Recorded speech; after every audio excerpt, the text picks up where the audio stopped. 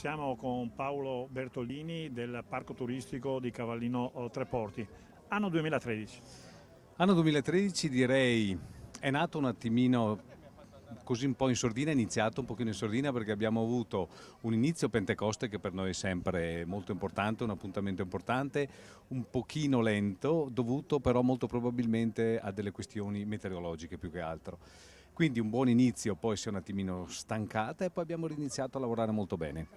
Quindi direi che tutto sommato, dopo quando si è rimesso il tempo, Cavallino Tre Porti ha riniziato a lavorare bene ed oggi direi che tutto sommato possiamo dire di essere contenti. Ci sarà molto probabilmente una lieve flessione, ma niente di assolutamente preoccupante, ci sembra. Allora, abbiamo parlato con Paolo Bertolini come presidente del Parco Turistico di Cavallino Tre Porti. Din don, passiamo a un altro Paolo Bertolini del Marina di Venezia.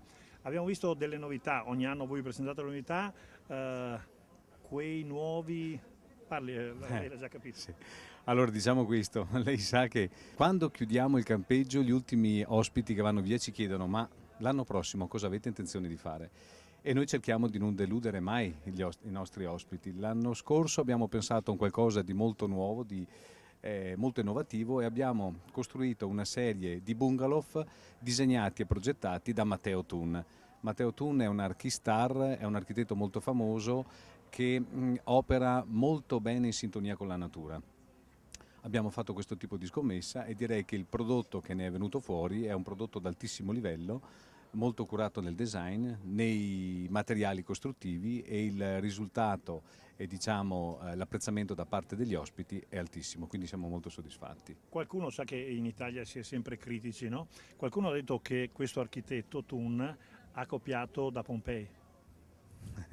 Mi piace la battuta. È vero, non l'ho detto io. Ma Non l'ho detto io credo una cosa. Copiato nel senso buono, nel senso Allora, il una discorso è proposta questo. innovativa.